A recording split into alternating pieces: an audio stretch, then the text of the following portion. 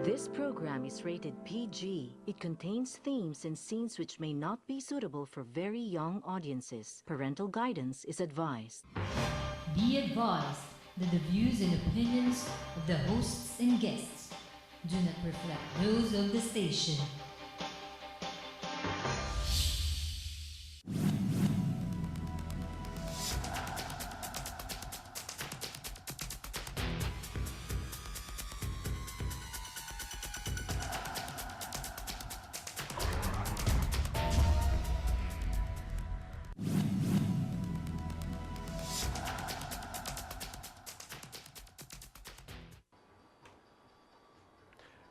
Good evening, Philippines. Welcome to General Assignment, now on its 6th season. Tonight, let's pay tribute to the 44 brave members of the PNP Special Action Force. And the best way to do that is to get to the bottom of that tragedy. Back with us tonight, former Iloilo Congressman and former Cabinet Secretary Augusto Boboy Syjuco. I'm your host, Miguel Hill. Amid another national tragedy, we intend to pour gasoline into the flames, if for no other reason than to prevent it from happening again. Okay.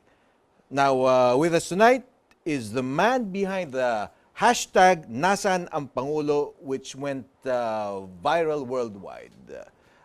Tito Boboy. Magandang gabi sa iyo, Miguel. At, Good evening. magandang gabi po sa lahat ng tagahanga at tagapanood ng programa ni Miguel Hill. Okay. Sir, before anything, ano itong hashtag Nasaan ang Pangulo na pagkakaalam ko naging viral for the past couple of days, no? Well, ginawa namin yung hashtag na yan, Miguel, nung gabi na dumating yung mga bangkay ng kawal sa Villamor Air Base. At halos ng tao ay nanonood, actually. Yes. Everybody was in front of that TV watching Glued. this very sad event.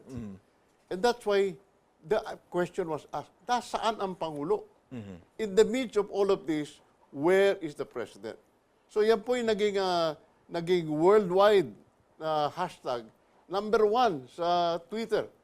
Hindi lang po sa buong Pilipinas, sa buong mundo. According to his apologies, our president was doing his going about his presidential duties by way of attending a certain event for a certain automotive company.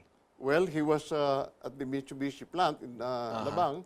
Yes. And supposedly inaugurating the installation of some equipment. Pero sa totoo lang, that could easily be postponed. Itinan mo si Barack Obama, nung 3 bangkay ang dumating, galing sa digmaan sa Middle East. Kinancel niya yung appointment niya. At nagpunta si Obama doon, nagdasal doon at sinaluduhan yung bangkay ng 3 sundalo. Namatay, mga sasawi. Okay? Ano ba naman ang pagkakaiba ni Obama at saka ni Aquino? Tsaka ito, 44. Ang sagot doon, malaki talaga ang pagkakaiba ni Obama at saka ni Aquino. Okay. Ito talagang nasa atin ay medyo hindi po normal ang asal at gawain at attitude. Okay. Mga kaibigan, pinag-uusapan po natin ang itong SAF 44, no? Itong mga miyembro ng Special Action Force na nasawi sa pakikipaglaban dito sa MILF at BIFF, no? Hindi ko alam kung talaga bang may pinagkaiba tong MILF at BIFF o isang grupo lang ba talaga ito at niloloko lang tayo lahat. Anyway, kung meron kayong nice na makuha ang saloobin nyo dito sa whether kayo ay kumakatig sa sinasabi ng Malacanang at ng PNP at ng AFP o di kaya meron kayong ibang opinion. So if you want to take part in our discussions, you can text your questions or reactions to mobile number 0915-209-6012. Ayan, nagpa-flash po sa inyong screens. 0915-209-6012. Mangyari lamang po yung inyong first name, isama nyo, at kung taga saan kayo para meron kaming batayan sa aming reach. Tito Boboy, bago natin halukayin itong naging asal ng Pangulo, matapos tong insidente, pag-usapan muna natin yung handling netong insidente. Ikaw ba, sa nakikita mo, nagkaroon na ang yung tinatawag na mismanagement on the part of the authorities in going about this particular operation? Now, alam ko na mahirap mag second guess dahil meron sinasabi na hindsight is always 2020, no? Pero kailangan din tingnan natin kung saan nagkamali dahil obviously meron pagkakamali nangyari. May 44 mga Pilipino patay eh. Well, Miguel, yung sinasabi mo nga hindsight 2020. Pero yung hindsight po ni Pangulong Aquino ay hindi po 2020. Aha. Sa totoo lang, yung hindsight po niya ay 020. Kasi hindi po, meron po akong ginawang article. Yes. The title is Aquino, No Virgin to Massacres. Si Aquino po ay sanay po sa mga massacres. At ito po, tingnan po natin ang maikling story niya habang presidente siya. Kung natatandaan nyo, nagkaroon po ng massacre sa Luneta. Okay. Si Mendoza. Si Mendoza, Yung Rolando D. Mendoza, yung police inspector. or senior inspector, no? Yung Captain Mendoza, tawag nila doon, yung medyo parang nabuwang yun doon sa bus, no? Yeah, kasi tinanggal siya as a precinct commander at ang sabi niya wala naman siyang kasalanan. Pero doon sa kanyang pagkakatanggal, naging desperado yung tao. So meron pong fully automatic Rifle. M16 na maraming bala. Meron pong dalang pistol din. At pumasok po sa sakyan ng tourist bus. At all Mendoza wanted was such a simple request. So simple that the president, who was only 1/2 kilometer away from him, okay, could have solved it already even without going there, without putting his life at risk. Alam naman yung si Pino, magaling daw talaga sa combat shooting, no? Okay. That would have been a good time for him to go there. But anyway, all Pinoy had to do was talk to this guy on the cell phone. At sabihin lang sa kanya, tungkol sa hinihingi niya, sabihin lang sa kanya na, sige, we will review your case. Yun lang ang hinihingi ng tao, to review the case. Hindi naman sinabing reverse the decision. Hindi naman sinabing ibalik siya. Just to review the case. So he could have promised him the moon. I mean, he could have lied through his teeth, no? Just to settle the matters, get the guy to... The point is he did not even have to lie. Okay? He could have had the case reviewed. Because, you know, the president can readily do that, to have it reviewed. And maybe there is some basis to the complaint of Mendoza. Maybe there is none. Okay, so what other massacres have taken place in the 4+ Well, years there was of this also a administration? massacre in Basilan. I forget the figures now. But there was also a massacre in Basilan during this term of President Aquino. At the same time, if you will remember also, there was a massacre and a siege in Zamboanga. Yes. 191 people dead. Okay? Yes. So, yung sabi nila, yung 191 daw, deflated pa yon. It's more than double kuno. But let's just use the official figure, 191.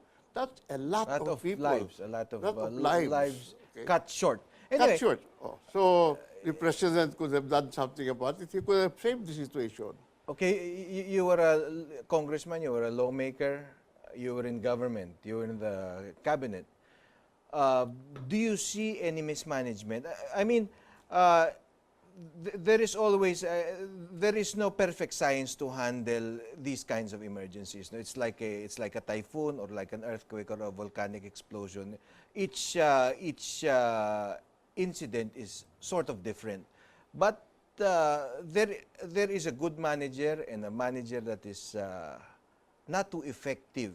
So, how would you assess? This is a manager that is consistently bad. Okay. Alam mo, siguro, maliit na bagay lang ito, pero baka may kinalaman din sa attitude. Nung bago pang upo si Presidente Aquino, minsan ay nawala sa palasyo. Lahat ng security niya, lahat ng tao, lahat ng guardia, hinahanap. Hindi nila makita. Ang tagal hinahanap. Pagkatapos lumabas sa isang closet. Sabi niya, oh, hinahanap ninyo ako, ano ha?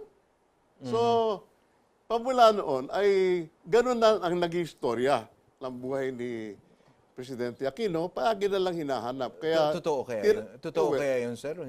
Baka naman na well, baka I naman tend, demolition job. well, I was not there looking for him, no? I cannot tell you that ako nakakita sa kanya sa closet. But this is a common belief, and it really is in character with the character of this person or the lack of character of this particular person. So, Aquino is not a virgin when it comes to massacres. He's used to massacres. In fact, dito, tignan natin ang figures, ha? There were 392 SAF troopers Okay. assigned for this mission. So, 392. that's a substantial number. I don't think the MILF would have charged nearly 400-man contingent heavily armed. And heavily armed. They had the tanks and APCs at least, no? And all the equipment necessary. recoilless rifles, machine guns. They had the advantage over the MILF. Okay? 392 were deployed. Yung 315 out of 392 ay hindi nag-engage. Naandoon lang sa karsada. Nakaparada lang doon sa highway. But according Yung to... tangke nandoon, yung 315 nandoon, they did not engage. Ang pumasok ay yung 77 na sa Miguel, no? Yeah. Yung sa 77, 41 na commandos ang pumunta, pumasok doon sa teritoryo ng BIFF. Okay? And lahat yun, and from there, 9 ang namatay. Yeah. Okay? And then let me just finish, no? And then yung commandos naman na pumasok as blocking force, supposed to be blocking force, ito'y naubos talaga. 35 out of 36 po ang namatay dito. Isa lang ang natira. Who claims to have killed 8 rebels, no? Either MILF or BIFF, or I guess they're just the same. As far as I'm concerned, pare-pareho yan. With a knife. Because according to an interview, they wanted his bolt-action sniper rifle, which was described as a savage rifle. No, that's an American maker of rifles. Now, 8 rebels tried to take it from him. I suppose they weren't armed with guns, no? Because according to this guy, after escaping the what do you call the gauntlet, which killed all of his buddies, he killed 8 guys with a knife. I don't know how accurate this is, but it seems to make sense because he's alive. Yes, there's no reason to lie. I mean, if he killed one, okay, whether he killed one or he killed 8, pareho na rin yun eh. So why would he lie? Besides, this guy has just gone through a traumatic time. Chances are, somebody who has just been under pressure of that kind will not lie to you. He cannot make these things up. He cannot make these things up. It was such a traumatic experience, such a traumatic condition that he miraculously went through. You know, a lot of wise guys, sir, are saying that why play the name game at this point in time? No? Pero my view is the best way we can serve these 44 brave men who died doing their duty is to give justice to them by, formulating ways such that these things don't happen again. And in order to avoid, maybe you cannot completely avoid, but the best thing to do is maybe for us to come up with measures or understand what went wrong so we don't repeat it. Yes. Di ba? Yeah, kasi, our president likes to play with computer games. Yeah. Okay. Anong tawag doon sa computer games na nilalaro niya? Anyway, the point here is, as you said, not to repeat the same mistakes over and over again. But he will repeat the same mistakes over and over again. Okay. That's my point. And let me pursue that point after your station break. Tito Boboy, there are allegations or there are supposed reports that Malacanang entrusted this operation to the suspended Director General of the Philippine National Police, Purisima, who is facing a lot of pretty serious cases, no, regarding yung corruption. In other words, yung welfast and things that amount to plunder or pandarambong. So, based on your, I know you have your sources. What do you think? Is this just a demolition job that the no less than the president could have defied the suspension order and put to work a person who was supposed to be on preventive suspension? Well, the president himself admitted in his speech that he utilized Purisima because he said ang background nung isa pa lang alam na ni Purisima. So he did in fact utilize a person who is suspended. But what is far worse is that he utilized a person to run this operation from Camp Crame instead of from the field in Maguindanao, in Mapasano.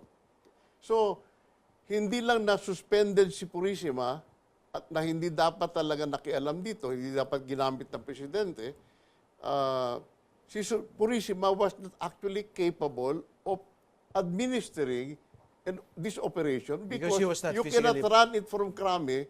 You have to be out there in the field. Kaya nangyari niyan, they left it to minor officers, yung hindi naman sabi na maliit ko yung mga tinyente, pero mga bagong officers pa lang yan. Hindi pareho experience yan, pareho halimbawa ng general. Yung tinyente, hindi pareho experience, pareho ng general. So, it was leaderless, basically. Okay? And as I said, I gave you the figures earlier, and I need to go back to the figures. The total deployed troopers was 392. Okay. 315 did not engage. 315 were parked on the highway, 3 kilometers away. Tapos sinasabi nila, hindi alam kung saan hahanapin, hindi alam kung saan pupunta yung bibigyan ng saklolo, hindi nila alam, so they could not actually come to the rescue. That is absolutely not true. Because 3 kilometers away, yung putukan madidinig mo eh. Maririnig. Maririnig mo. All you have to do is follow your ears. So, tinan mo, 350 did not engage. They were ordered. Miguel, not to engage because our report is that Deles advised the president not to... Of the peace panel. Si Deles. Deles of the peace panel advised the president not to send the additional reinforcement in dahil baka daw magalit ang BIFF at saka MILF at mag-collapse yung peace talk yung nila. precious Bangsamoro bill nila. Anyway, In other words, pinigilan talaga na yung saklolo ay may padala. So, ang nangyari dito, parang naging sacrificial lambs itong mga batang. yung mga batong ito. In And other there, words, a lot of them are just in their 20s. Malasaran kayo, politika ito, bahala ka na kayo sa buhay nyo. Good luck. These gentlemen, a lot of them must be only in their 20s, no? Yes, With their lives yes. ahead of them. Masakit. I watched the mother of one of them being interviewed. At saka these are outstanding young men. Ha? Talagang pride of the Filipino race ng mga ito. Sir, mga basahin batang natin ito. ang mga text natin. This one is from Roger from North Cotabato. Kaya binabati natin ang ating mga viewers dyan sa North Cotabato.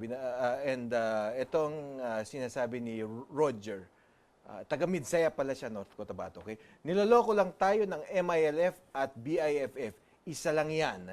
Magkakamag-anak ang mga yan. Exactly what I was trying to say, no? Kasi every time government would sign or is close to signing a peace agreement with one group, maghahati. Magkakaroon ng breakaway faction. Siguro para meron pa rin silang arms sa gobyerno, legal. Kagaya yung nangyari dati, getting our tax money, using it for whatever purposes, pero meron pa rin rebelde trying to push their secessionist ambitions forward. Okay, Coco N. Ombawa of Marawi City tanong ko bakit masyadong one-sided ang usapan sa SAF. Di ba meron din naman namatay sa kabila? Ang bottom line dyan, pera ang habol ng SAF. Okay, pero ang ewan ko how to answer Coco from no, pero the thing is yung SAF taong gobyerno yan and they were in pursuit of a terrorist. So yung sinasabi nga, although pag-uusapan din natin yung sinasabing reward money was one of the motives, no? And I cannot say that that's completely beside the point dahil meron mga nagsasabi na kaya hindi raw nagkaroon ng tamang coordination because someone was after the pot money that the US government was offering. Pero we can put that aside for a moment. And in fact, these are policemen who are trying to fulfill a legitimate operation of bagging a known terrorist. 'Di ba? So ano man ang motibo ng kanilang mga commander o kanilang mga general, itong mga PO1, PO2, PO3 or police inspector, they were just doing their job, 'di ba? Ayoko rin naman na masiraan pa, mabigyan ng ganyang kulay yung mga batang ito na nagbuwis na nga ng buhay, no? Well, these are prime Filipino young men, no? I mean, the pride of our race, the best of the best. Pero kailangan din, sir, who were more than willing to give up their lives, but not uselessly as what happened now. Yes, not uselessly. Tama po yun. And obviously, hindi natin sinisisi ang PNP or yung SAF or yung AFP ba't hindi nagkaroon ng coordination. Dahil ngayon, nagkakaroon ng turuan kung I guess they're trying to contain themselves. But from the reports we are getting from the PNP and the AFP, they hate each other's guts. Nagtuturuan na. Pati yung, sino ba yun? Napales ba yung SAF commander who was relieved? He was saying something about the General Guerrero. So, obviously, there is something going on between There's them. something bad that's going on. And Aquino has to control that because if that goes out of hand, yung mga generals niya, baka mag-away-away. And that can be destabilizing not only for the South, but that can, we hope that does not compromise our position on a national defense level, because Yes. you have to remember we are not only fighting two insurgent fronts, but sa South China Sea medyo mainit din, and we have to have our defensive forces strong and united And with the high morale. And the whole world has changed now. Yeah. Terrorism is the rule of the game. Okay, you must have seen what happened or heard what happened, what ISIS did. Yes, so Burning that pilot, putting him in a cage, and then burning him alive. You know, it's iba na ang mundo ngayon ng terrorism. Okay, another text from Boses ng Masa. Okay, sino kaya itong Boses ng Masa na ito? Living PNP staff hero PO2 Christopher Lalan be decorated and awarded with promotion to higher rank with free education to all his children. Ewan ko if he wants this to be done or if the PNP leadership has already done that. Pero dapat nga. Well, dapat nga. Ngayon na pag-uusapan natin, Miguel, okay, dapat lang sa lahat ng armed forces at police forces who put their lives in danger for our country, dapat lang yung scholarship na yan ay ibinibigay ng libre sa kanila. Hindi yung kinakailangan, hinihintay pa na mamatay yung tatay bago pangakuan ng scholarship. Yes. Okay? So, yung scholarship na yan is long overdue. Hindi po, that is not because of the generosity of President Aquino. It is something that he should have been doing from the very beginning sa kanyang mga bossing. Ako, ewan ko, hamak na reporter lang naman tayo, pero iniisip ko kung yung mga nakukurakot dyan sa gobyerno, lahat ginawang scholarship fund para sa mga anak, hindi lang ng sundalo at pulis, siguro mga public school teachers at yung mga ibang promising youth, no? Kahit na hindi taong gobyerno yung magulang nila, ilang libong mga kabataan na mapagtatapos. Miguel, okay. excuse me lang, no? This is related to the first caller, no? Na hindi natin nasagot. Alam po ninyo, as I said, this is history repeating itself again and again. Yes.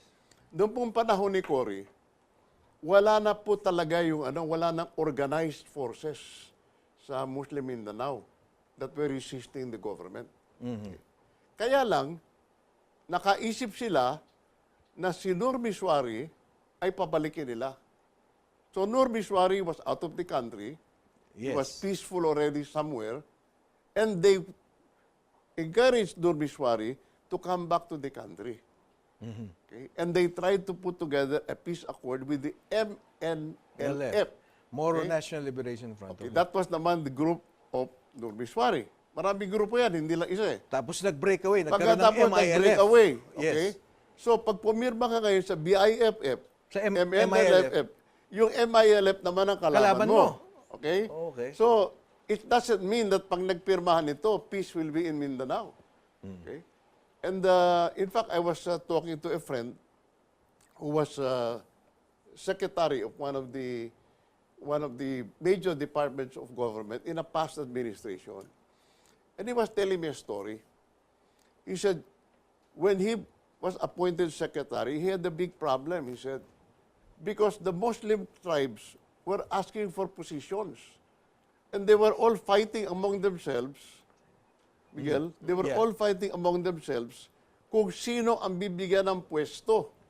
So, ang solusyon, simple lang, naisip niya, lahat ng tribo ay bigyan ng pwesto as deputy secretary. Okay? So, gano'n ang ginawa niya. Pero sabi niya, yung pinaka-senior sa inyo, huwag na ninyong kikwestiyonin. Sa akin na yon. Okay? Bigyan na niyo sa akin yon. And so, he appointed one from each tribe. Because it's not only a matter of making the Muslim community happy. It's a matter of making the different Muslim communities happy. Okay. Okay, let's read the text from Mama Mayan. Okay, Mama Mayan. Mama Pasano. Mama Mayan, okay. Okay. Anyway, we'll read it anyway kahit na walang pangalan. Sige. The question to be answered by responsible commanders in the Mama Sapano operation, why AFP, Air Force, Navy, and PNP-OIC director were not informed to have ready backup assistance to save the PNP SAF and to pursue the arrest of known terrorists. So, again, diyan bumabalik yung kakulangan ng coordination. Although, yung mga secret operations are necessary. Yung mga commando operations are necessary and you cannot post that operation will take place in the AFP or PNP billboard. Pero, pag sinasabi nga nila 11 hours na tong operation na to, there should be some sort of mechanism siguro to come to the rescue of the guys, no? Now we have heard the news, the statements coming from sources in the AFP, and what they are saying seems to make sense, no? Na sinasabi nila meron nga palang 300 almost 400 yung 392 yung PNP doon. Anong ginagawa ng 300 or so men who could have saved their bodies, so someone must have tried to stop them. Well, they were held back by orders not to rescue the 77 SAF that were engaged. No? Kasi 300 plus men, mag-iingat na yung MILF tsaka BIFF bago yung kwento. The 315 that were not that were ready to engage, okay? They were only 3 kilometers away. Okay? So nadidilig nila putukan kung saan. Alam nila kung saan. Hindi po totoo na hindi nila alam kung saan pupunta. Dahil 3 kilometers away lang po yan. Okay, last chance to text us your views on the SAF 44 tragedy. We will be reading more of your text, but before that, Tito Boboy, you were telling us about the numbers, no? Yeah. Kumpletuhin ko lang yung sinabi ko, no? Yes. Okay.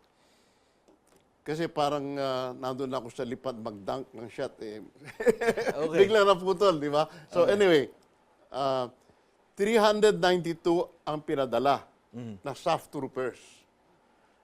Ang nag-engage po ay 77 lang. Yung 315 po ay nandoon sa karsada sa highway. 3 kilometers away. Okay? They should have been able to follow up and pick up their companions because they were backed down by enemy fire. Okay. So they could have done So something. they could have done something. Okay.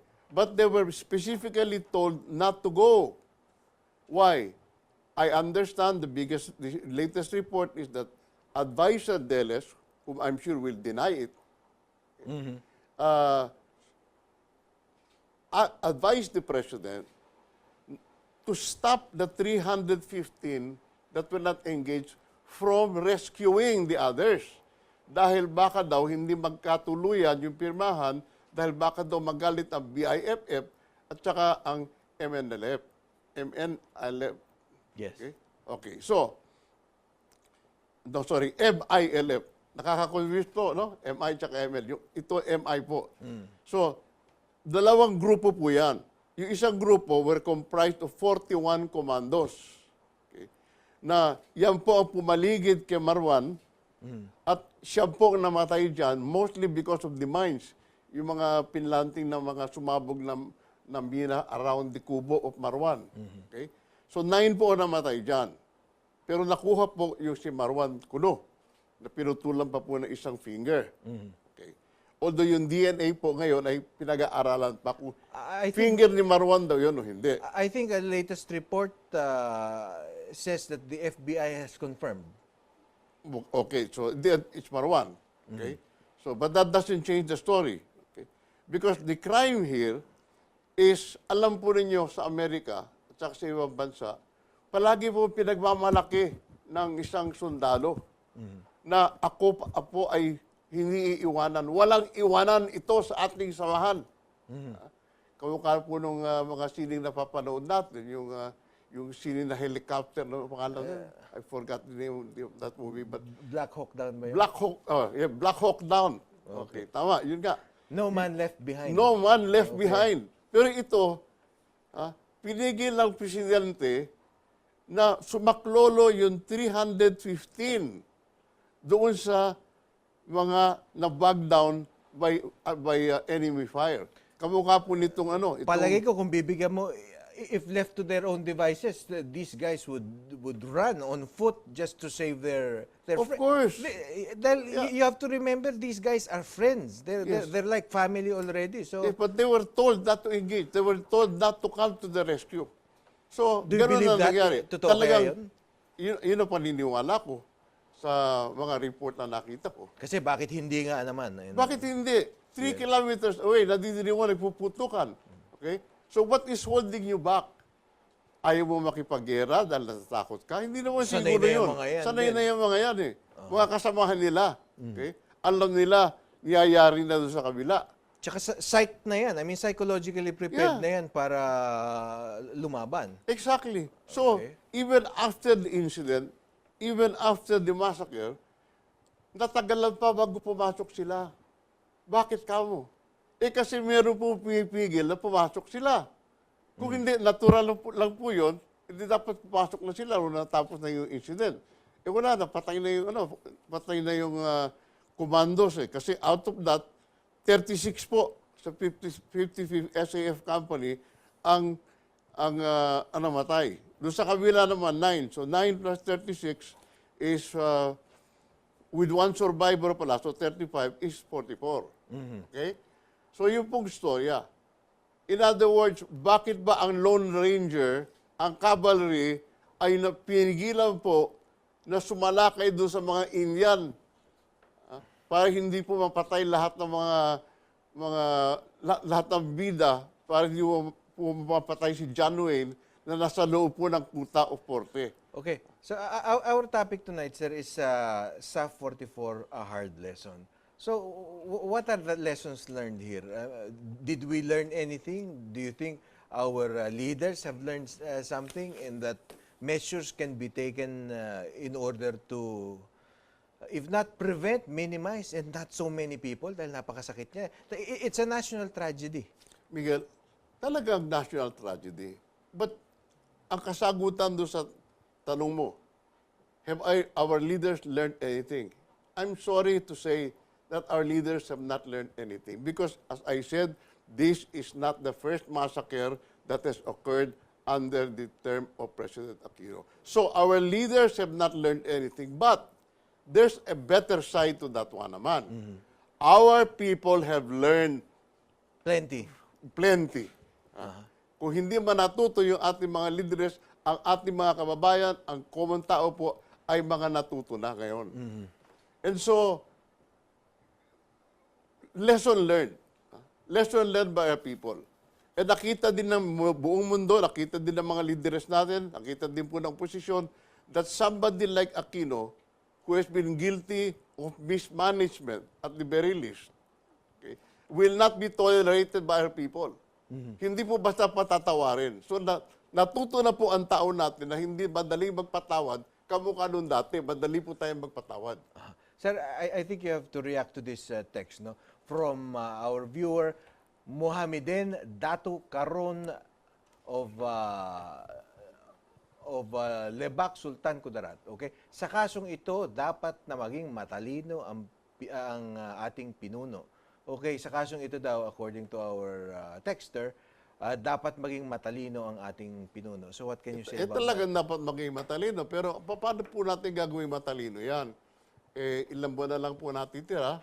Siguro naman, kung talagang gagamitin natin ang ulo natin at magiging marunong tayo pumili ng leader, ay pipili na lang tayo ng bago. Okay. Hindi na po pwede magkaroon ng brain transplant yan. Masyado na po maikli ang panahon. Okay, Alex of Pampanga. Okay, binabati natin ng mga viewers, ng mga kabalin. Kung seryoso po ang MILF sa peace talk, bakit sila nagkakanlong ng mga terorista? Tama si Alex. That is a very good question. Huh? That question has never been asked before. Di ba? Okay. I mean, does that mean that you are still in good faith? Misi na nagkakanlong ka ng terorista? Kasi nangyayari, ewan ko kung tama yung feeling ko. Pero Tama just yan, in order to save this bill, no, this Bangsamoro deal, which is supposed to be something that I guess the administration will have for posterity, lives are being sacrificed. I mean, I could be wrong. I hope I'm wrong, no? Pero June Villarta of PAL, where is our chopper as part of AFP modernization? Just only 2 choppers, the SAF could have exited. Well, the SAF could have exited, but even more than the choppers, there were 315 that were not engaged, only 3 kilometers away. Okay? So you didn't. What you're saying is they didn't need a chopper. No, the chopper could have been useful, although To I suppose provide air support. limited use sa gabi, di ba? Yeah. Pero nung umaga siguro, o nung bukang diwayway na nakakakita ka na, ang lapit po nung 3 kilometers. Okay. Maikling jogging lang yan. Okay, Michael Villaruel of Toronto, Ontario, Canada. The recent tragedy of the SAF Pollen 44 smells of a CIA operation gone horribly wrong. We should investigate the theory that although it was a PNP SAF operation, the ultimate benefactor was the CIA, Central Intelligence Agency daw, who used the PNP SAF to attain its objective of eliminating the terrorist and his accomplices. Okay, that's a conspiracy theory, but it's been floating around, no? So I guess when there's smoke, there's fire. Well, hindi naman po siguro CIA operation yan. Yeah. Kasi usually, ang CIA operation mo ay magaling ang management. Hindi po ganitong amateurist ang pagdala. At, Pero they admitted, I think, that there was a drone sent to recover the initial strike team, yung hindi na yung hindi nalipol. well, ang katotohanan po niyan ay talagang nandiyan po yung mga Amerikano, sinasabi po nila tumutulong sa atin. Gamitin lang natin. Sa palagay ko po, tanggapin na po natin yung sinasabi nyo na nakakatulong. Kung nakakatulong, gamitin natin dahil kasi kulang talaga tayo sa gamit. Wala naman tayong problema doon di ba? I mean, amboy tayo. Nung umpisa pa lang, amboy na tayo. Hanggang ngayon, ganun pa rin. So, wag na po nating wala pong problema yan. Ang problema, I do not believe it's a CIA operation because CIA operations are very, very efficient. Anyway, ayaw ko maging kolonyal, no? In fact, pero the fact is, kulang tayo ng mga gamit at magpaka-practical tayo. If someone offers equipment or whatever in the attainment of parallel goals, let's take it. Well, Miguel, I understand that the firearms and equipment of this BIFF and the MILF are very sophisticated. Far more sophisticated than our rifles and our armaments. Because I understand also, although I have no way of checking it, because alam naman po niyo, ang DBM ay puro katarantaduhan na ginagawa under the table, hindi po pinapakita sa tao. But I am told that part of the money that was given to this group has been used to buy arms. To buy this, because these are very expensive. I mean, it's a sniper rifle that can hit 2,100 yards away. Okay? Isipin mo yun, 2,100. In other words, yung assassin rifle na yun, That's 2 kilometers. is 2 kilometers away. No, 3. Tama ba yun? 1.6. 2,100 yards. Okay? So in other words, yung sinasabi natin that they were 3 kilometers away, ibig sabihin kung meron kang sniper rifle na kamukha na sa MILF, pwede mo na gamitin that far. Anyway, sir, alam mo, happy sad ang kasaysayan natin ng Pilipinas recently, no? We just concluded the papal visit which was conducted very efficiently, no, on the security front. The only thing that probably marred it was the fact that the Pope was supposedly criticized, no, by no less than your. Pero I mean, there we that's go nothing again. really. Ang nahulin din dito sa activity ng Pope, ang nagkasala lang dito, nagkamali lang dito, ang out of taste lang dito, yung presidente natin, di ba? Anyway, sir, I'll give you the opportunity to shoot your parting shots. Okay. Ito po ay talagang nakakalungkot na pangyayari. Kung tatanungin po niyo ako kung ano ang feeling ko, sasabihin ko po sa inyo 2 katagalang. Sad ako. Sad po ako. Lahat po tayo sad.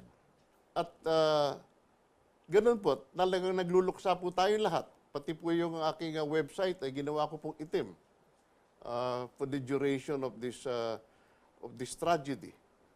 And maybe I will keep it that way forever. Ang importante po dito ay matuto tayo. Ayan po ang ating website. Tingnan po ninyo. Mabuti na lang na dala-dala natin yan. Dito po makikita, pwede ba itaas ng konti? So you're really giving frozen tribute yan. to Okay. those Hindi, kasi to those gentlemen. merong window dyan. Meron pang window sa ilalim yan. Tapos meron pang isang screen pa sa ilalim pa yan. Meron po tayong programa na ilalagay ko po ngayong gabi na makikita po yung mga MILF naman sa kanilang kampo na pinagyayabang yung kanilang mga gamit. Okay? Tapos, kasunod po niyan, yung tinape ng isang tao na meron pong dalang cellphone na kinunan po lahat ng mga pangyayari, lahat ng namatay. Doon, ang relevant po dyan na hindi lamang makita po ninyo kung gaano kasama yung nangyari, ang importante po dyan, madinig po ninyo kung ano yung komentaryo ng tao na kumukuha ng litrato. Okay. Doon po nyo makikita ang attitude ng mga tao na kumukuha ng litrato. Sa akin po, for me, that was the final straw when I heard what they were discussing. So panoorin na lang nila. Meron yata kayong mga subtitle. Anyway, sir, we have to go. We've run out of time. Very interesting. A lot more text, hindi natin mababasa. Next time, we'll try to read them again. Okay, for more comments and reactions, you can email us at gnngeneralassignment@gmail.com, and we'll try to read your emails and your texts next time. Okay, join us again next Wednesday night, 8 p.m. here on General Assignment. I'm your host, Miguel Hill. Good evening.